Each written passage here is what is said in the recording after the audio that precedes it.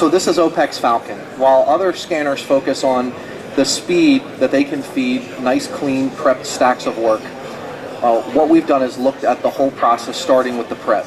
Really, that's where most of the work is. So instead of imagining me sitting at this, instead of seeing me sit at this scanning workstation, imagine I'm sitting at a prep table and I have a file that I need to scan.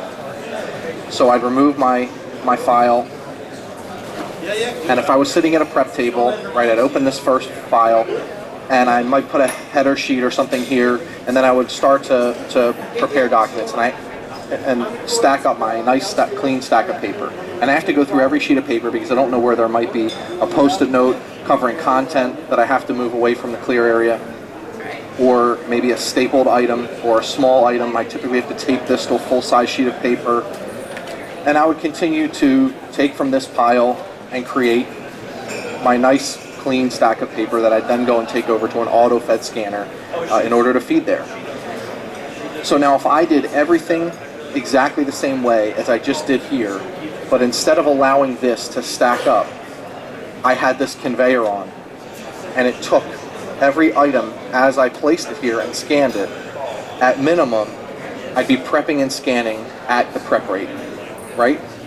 So that means all of the scanning time afterwards is just extra time. Even if you had a 1,000 page per minute scanner, it's 1,000 pages of extra time, because just by having my table move and placing items down here and having it scan right now, I'm at minimum prepping and scanning at the prep rate.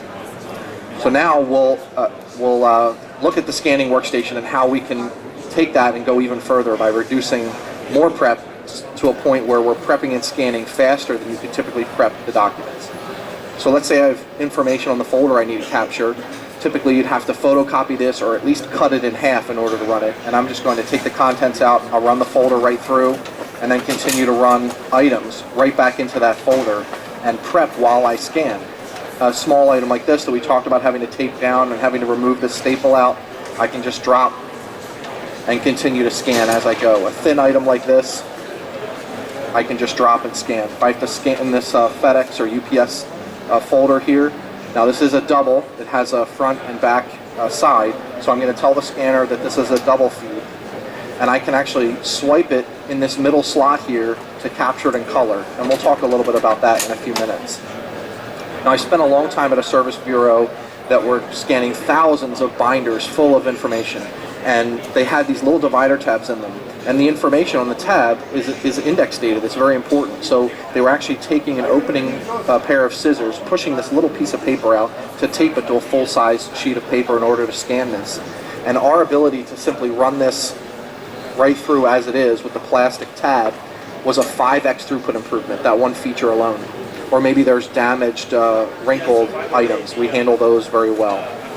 Or metal tabs in file folders. I can fold those down.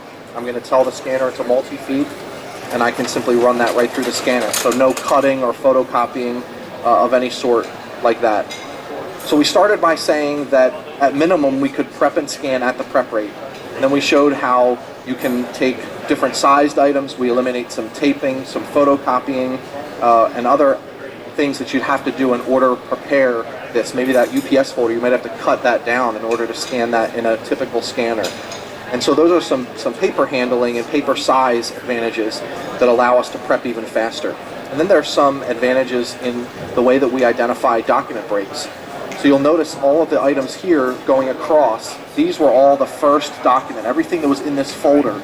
And as soon as the scanner saw a second folder, we set it up and customized it so that we could use that as a document break, so not having to put in a separator sheet. And it went down to this next line here.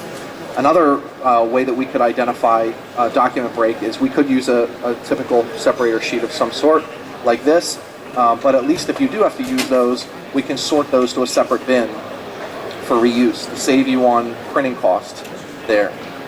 Or I could just take the next item and I can use the swipe sensor and identify a document break, and you'll see that go down to the next line here indicating that it's the start of a new document.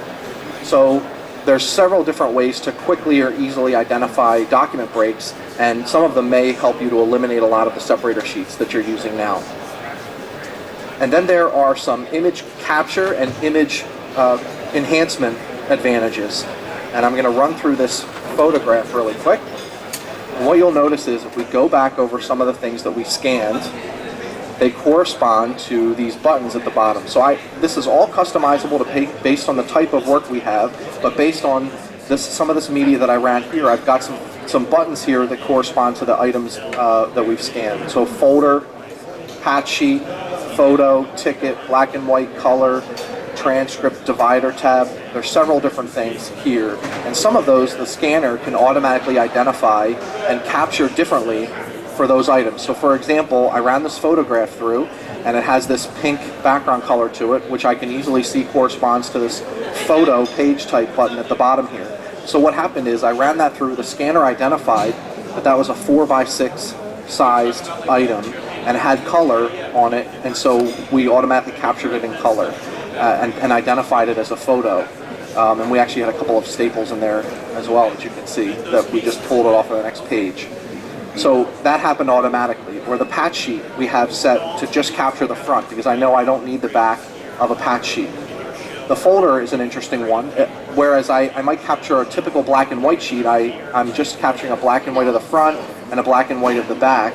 The folder I have customized and set that I want a black and white of the full front, but I want a grayscale of just this label-ish area because I may have to key some of these items as index fields here, and it's much easier to key off of just this smaller snippet image rather than off of the full. So it enables me to set up different ways of capturing items. Another example is if I had to key this tab information off of this divider tab, much easier to do from an image of just the tab than from an image of the entire sheet here.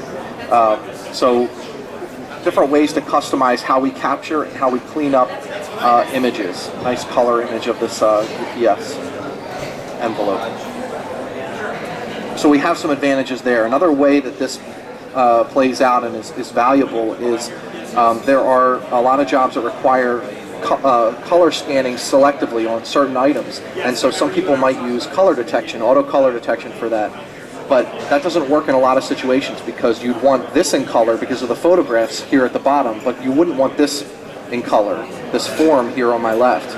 And the color form on my left actually has more color pixels in it than the one on the right. So if you turn on color detection, you'll get both of these in color. Well, we have a fast way of quickly switching back and forth between color or non-color items, and not even just captured in color, but having a specific profile associated with this item.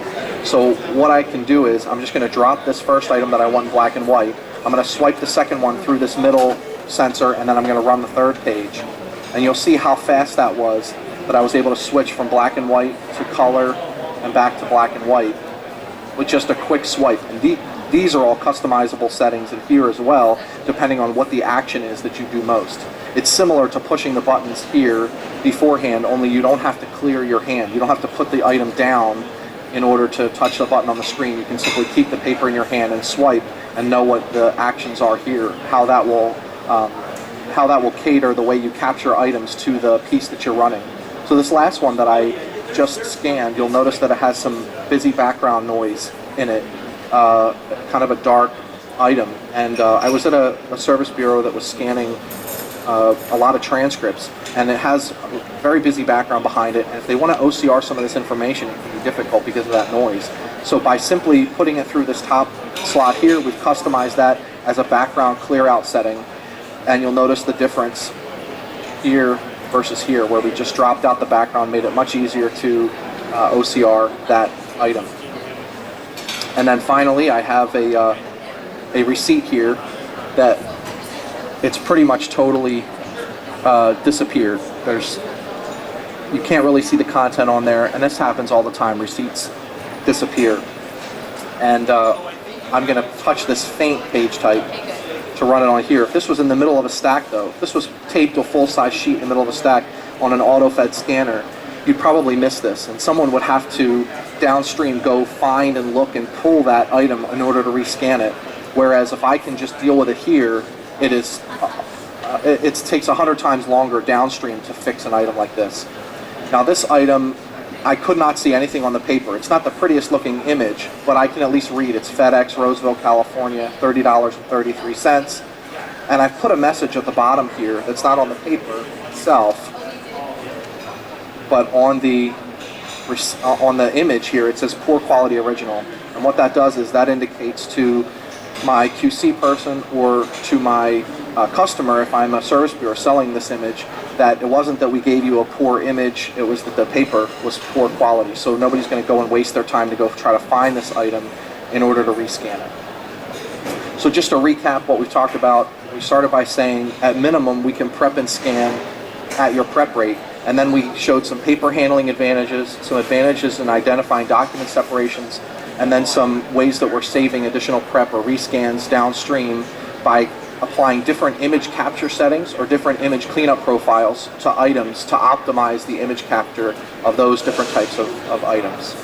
Now, if you do happen to have some clean work that's already prepped into nice stacks of paper, it's very rare in our experience, but if you do, we can also handle that and be able to feed those stacks just like a standard auto feed scanner. And you'll notice that as I'm feeding this stack through, that the conveyor stops and allows me to put additional stacks down on here to be able to feed. So I can fit several hundred sheets on here at one time in order to auto feed those. And if something were to happen, if I had a legal size, let's say that was folded or something that stopped it, I'm going to try to make it see an issue. I wouldn't want to have to move all three of these stacks, if I had 3 stacks on here, out of the way in order to get this piece back in order. It would come up here, and I'd simply take my double feed or whatever it was from up here, I drop it in the slot into the proper order, maintaining the proper page order, touch the button, and it would continue auto feeding those items there.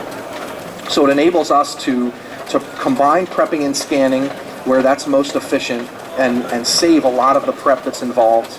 And then at times where you do have clean work, things are already prepped, or need to just push volume through the scanner, we're able to do that too. Thanks.